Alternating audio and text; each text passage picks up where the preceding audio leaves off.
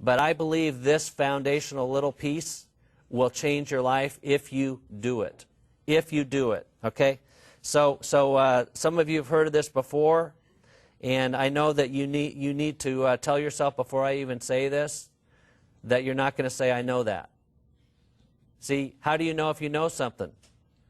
You're living it. You're experiencing it. You didn't try it once or thought about it or read about it. You're doing it, okay? So my challenge to you when I'm done here is that you're going to do this, okay? Now, this is a simple concept. It's based on the word steam. It's in the company brochures. I don't know if Art Williams invented it. I don't know if Bill Arinder invented it. I don't know if it was Bob Saffer. I don't know who it was. But it's been around forever.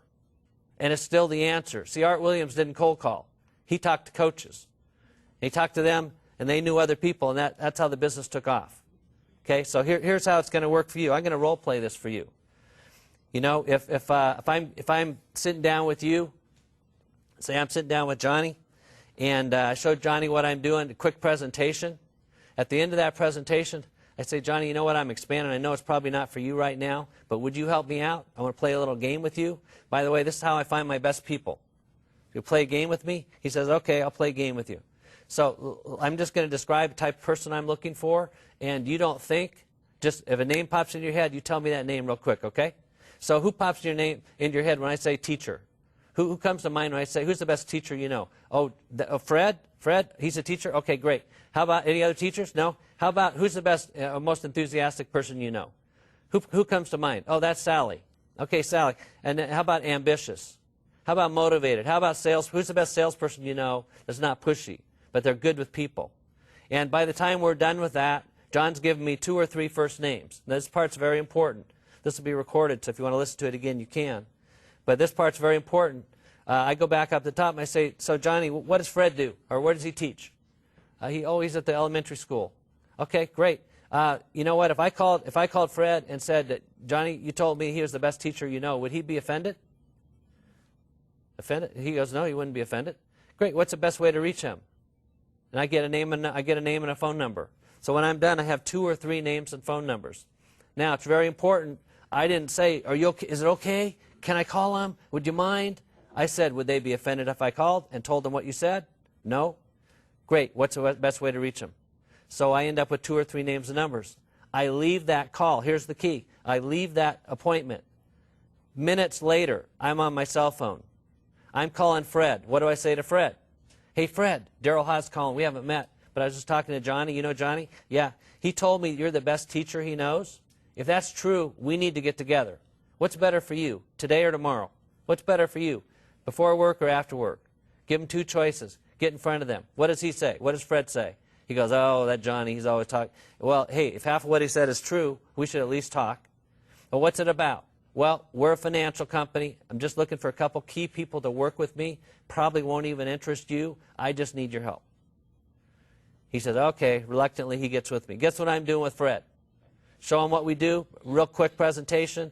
Steam him. What happens if you steam everybody you get in front of? Do you ever run out of people to talk to? Would you ever? Even if sometimes you get names and sometimes you don't. You're going to average 2 or 3. Some of you are going, well, yeah, I tried that once. It didn't work for me. Hey, you got to go for it. Nothing works once. You got to do it over and over and over again. Now, who could you steam? Do you know anybody? I get so tired of hearing people say, well, I'm already through my warm market. I got a cold prospect. Wrong. Unless you offended all those people, that's wrong. You can go back to those people. You go back to them and you don't say, man, you got to join. You wouldn't believe what's... You say just the opposite. You say, you know what? I know you're not interested. Did you get that? I know you're not interested. I know it's not for you. I know you're happy. Make them feel good. I know you're already successful. But we need to connect. I need to show you what I'm doing. What do I do when I meet with them? I show them a crusade example, like you heard from Johnny, that last example. Look how we did this, helped this family, the difference we made. By the way, I know it's not for you, but would you play a little game with me? Who do you know? Who's the best teacher you know? All of a sudden, I've got 2 or 3 more names and numbers. You could do that. Do you have any brothers and sisters? Yes or no? Brothers and sisters? Do you have parents? Do you have children? Do you have a church? Do you have a bowling league? Do you have a job? Do you have an old job? Do you have coworkers? Hey, the average person knows 300 people by first name. The average person knows how many? 300 people by first name. But if you say, who do you know who'd be interested? What do they say? I don't know anybody who'd be interested. But if you say, who's the best teacher you know, their mental Rolodex flies through those 300 names to come up with the best teacher. So you have to cold prospect several lifetimes to come up with the quality of people you're going to come up with when you steam people and you develop this habit. So when should you steam people? I don't know. How about after church? How about after work? How about any time you're around people? How about after your Sunday dinner? Right? Anybody. We had a situation in our office, a person being trained was with their trainer at their parents' house, and the grandmother was there. The trainer says, hey, before we go, your grandmother's in the other room. He said, why don't you go steam her? He said, she's 70 years old. He goes, go steam her, see what happens. He steams her, gets 2 qualified names and numbers of people he can call.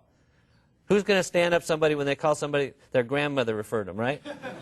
You know, that's credibility. But you know what? He would have never thought of that. We get 10 referrals every time we do a financial needs analysis. But before we leave that home, we steam them. We get 2 or 3 names and numbers to call for what? Recruiting. Here's the thing I know. If you recruit 1 direct a week, by the way, I know you can recruit 1 direct a week even if you've never done it before. It's just not important to you. That's why you're not doing it. But 1 direct a week for 6 months, some of you will be RVPs. 1 direct a week for 12 months, some of you will be RVPs. 1 direct a week for 18 months, almost all of you would be RVPs. Not just wimpy RVPs, strong RVPs making a couple $100,000 a year. Would that be worth it to learn STEAM? Would that be worth it to do something that you say, well, that's too elementary. That's not fancy enough for me. Hey, I don't need fancy. I want something that works. I'm telling you, it took us from $50,000 a year to $1 million a year. There's more to the story. You got to have a system that can be duplicated. You got to treat people right. But most people are flat not going to do it. And I don't know up front, and you don't know up front who's going to do it, do you? There's no way to know that. So what happens if you build an organization of people where STEAM's a habit? Not only do you never run out of people to see, they never run out of people to see. If you notice, people do what you do. They don't do what you tell them to do, they do what you do. If you set that example, they're going to do it. Wouldn't that be... See, everybody's got the same problem in Primerica. You don't have enough appointments. Primerica works, doesn't it? Yeah. You get in front of people in the market, it works. You're 7 out of 10 times you're going to write life, 2 out of 10 you're going to do a mortgage, 10 out of 10 you're going to invest, right? It works, but you don't have enough appointments. 1 appointment a week, you can't build a business here, right? You got to get busy. Here's one of the great things about STEAM, and you challenge this. Go out there and you'll see this work. About 30% of the time, the people you're steaming, they go, well, I'm ambitious. I'm enthusiastic. I know, but you're busy, and I know I talked to you before. It's really not for you. I understand. That's okay. Don't worry about it. And just keep on going. Take it away. The way you catch a fish is by taking it away. You don't throw the tackle box at the fish, right? That doesn't work. You take it away. You entice them. STEAM does that naturally. Stay on that track. It's not for you. What do people think when you keep saying it's not for you? How do you know it's not for me? They can't help but say that to themselves. You can recruit people that you'll be, hey, Mike Sharp's the highest paid guy in the company. This is basically what he did. When you hear the tapes of what he did in the early days, he sat down with centers of influence, and he told them what he was doing, and he pretty much said, I know you're not interested because you're already successful. Who do you know? And that's how he built his organization. It works, guys. It absolutely works. And let me go over one thing with you because this will really simplify the business. This is really good news for you. You don't have to manage your recruits.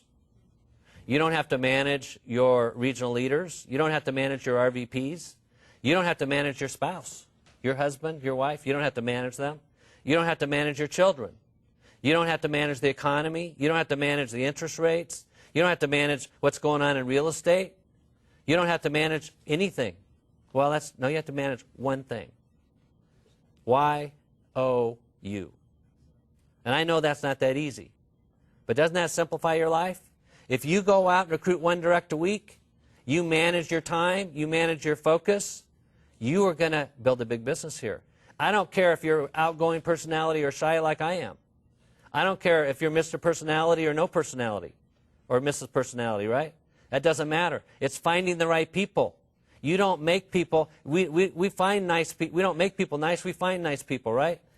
We don't motivate people, we find motivated people. That's why we've got to go through these numbers. But again, you steam people consistently. All the people you're training steam people. What's going to happen? Can you see it? Can you see what happens to your business when you do that? So develop that habit. Steam people. Manage you. You don't have to worry about the economy. You don't have to worry about who the next president is. It has nothing to do with your future. It's you. It's your activity. It's the people you find. And like us, a lot of the people you find are going to make you look better than you are. We get all this credit for what we've done. All we've done is recruited directs. I want to leave you with a challenge, and then I'm going to tell you a story to wrap this up. By the way, we watched The Great Debaters on the plane coming over yesterday. Some of you have seen that movie? Great quote out of that movie said, "We do what we have to do so we can do what we want to do." See, you got to do what you have to do so you can do what you want to do. What do you have to do? You got to build a team. You got to prospect. Just do it the easy way. Use steam.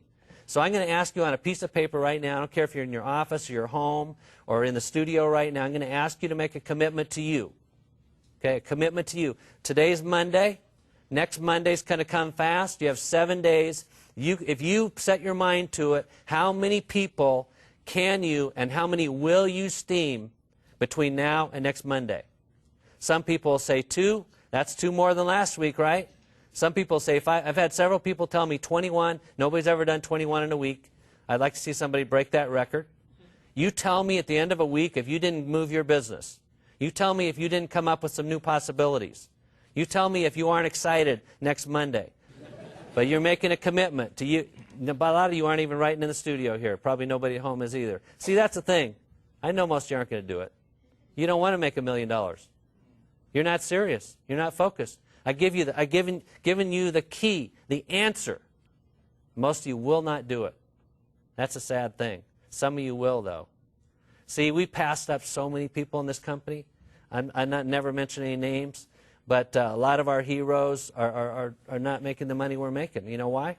We recruited more directs. Because we're more talented? No, we recruit more directs. That's it. That's the answer. Isn't that exciting? Because you can do that. You can do that. My family never thought I could do this business at all. I was too shy. Things can change. You can surprise some people. It's pretty exciting. I believe, guys, I believe that we can literally change the world. I believe this little talk could change the world. I believe that thousands of people who decided to steam someone this week could change the world. And duplicating that through other people. Can you see it? There's no lack of people where you live, is there?